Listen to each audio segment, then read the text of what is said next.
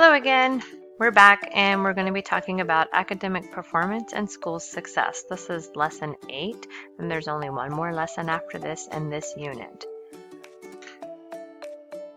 So we're going to start with some brainstorming. Think about what behaviors that will help you as a student with academic performance and to help you be successful in school. And you can jot those answers down in your guided notes document. As you're writing those ideas down, think about if they belong in a category. So, for instance, could you categorize that behavior as a physical behavior, social behavior, or an emotional behavior? And you can just write the letters P, S, or E to note that as you categorize. So throughout this unit so far, we've talked about a number of different healthy behaviors that we should be engaging in. Things like exercising, eating right, getting enough sleep, and all the behaviors that we can decide to participate in. By engaging in these health behaviors, we're improving a number of dimensions of health. Our question today is how and why healthy behaviors help students improve academic performance and school success. Let's take a look. Here you see two different composite images of the brain. And the first one says composite of 20 students' brains taking the same test. On the left is what their brain looks like after sitting quietly, and on the right is what their brain looks like after a 20-minute walk. So you can see there's a lot more activity going on in the brain after some physical activity. Physical activity improves academic performance by stimulating the brain function. A person that participates in physical activity, even an activity with low intensity such as walking, has such a much more activity in the brain as compared to that person who is sitting idly. Physical activity is linked to improving mood by stimulating various brain chemicals that promote feeling happier and more relaxed. Regular physical activity can help people feel better about their appearance and boost confidence and self-esteem. The emotional benefits of participating in regular physical activity can help a person be successful in school. Additionally, eating right and getting enough sleep provide the body with the energy that's needed to perform a number of body processes. The brain needs energy in order to think, process new learning, and to be creative. Eating right gives your body the fuel it needs in order to learn and remember new things. Students that don't get enough nutrients needed for their body to function tend to have slower memory recall and even have lower grades on test scores.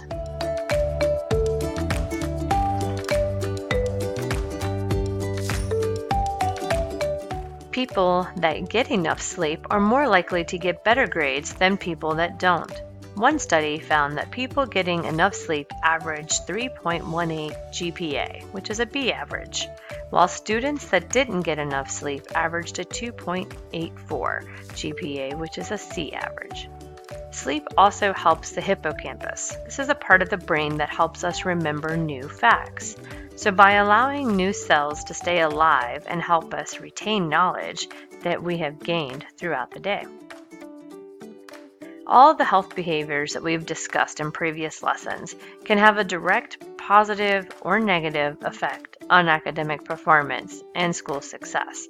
And there's several other factors that can go into the school, into success at school.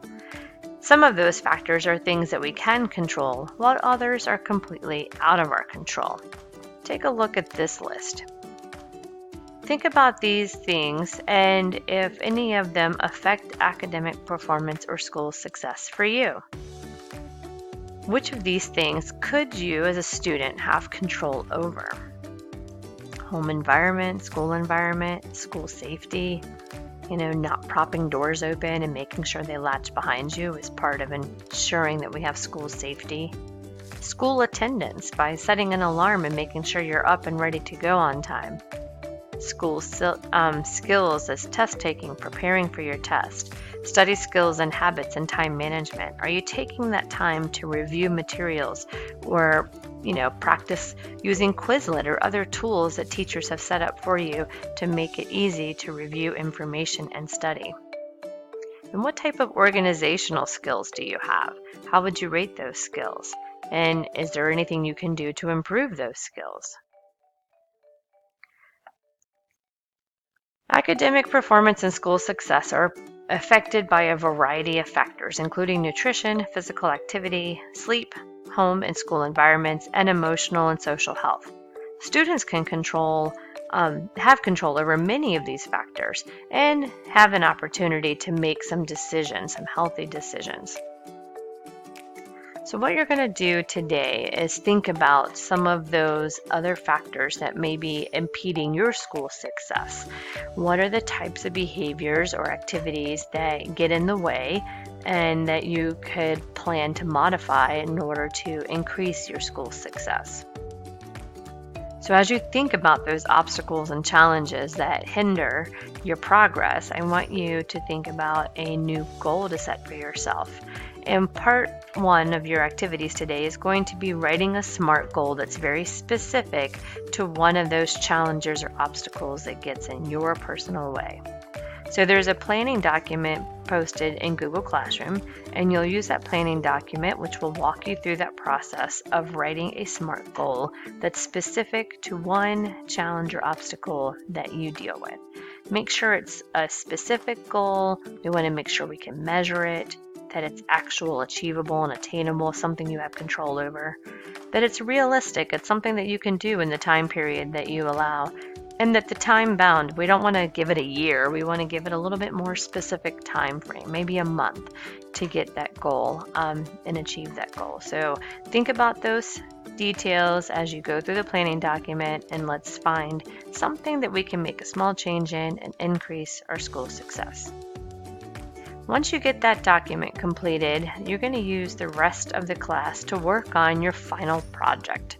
We talked about this in the beginning of the unit, and as we've gone through each of the lessons, you've learned different ways that sleep and eating healthy, having breakfast, appropriate snacks, and participating in physical activity can all have a positive impact on your overall health and wellness.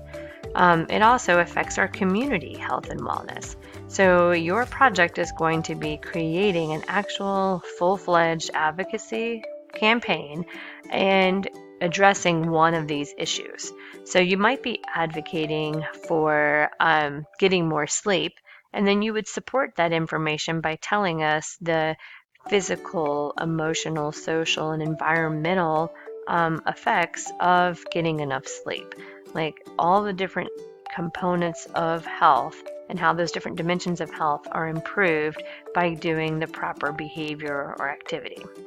You want to think about your audience as you prepare this. Your audience will include members of our school community, students, teachers, our custodial staff, office staff, and so forth, as well as people in our community, so parents, other members of the community, younger and older siblings, and so forth. And your rubric is spelled out for you, but the key things we're looking at here are effective communication of the factual information that you've learned, designing a community need, so thinking about how not just from a personal lens but also from a community lens, and then being creative in your presentation, so choosing a modality and putting the time in to make that presentation very polished. It's a final project. It's showing us the full realm of what you've learned and then how it can impact us in the various ways. So after you finish your SMART goal and your guided notes and you submitted those, then you can work on your advocacy campaign for the rest of the time. And before you leave today, make sure you complete your exit ticket. In your exit ticket, it's going to ask you to describe the role of an advocate, just as review, and then think about behaviors that students have control over and for school success and performance, and then one skill or behavior from that list that you might possibly advocate for here at Rocky Run Middle School. All right, time to get started on your work. So if you have any questions, just let me know. Otherwise, go ahead and get busy.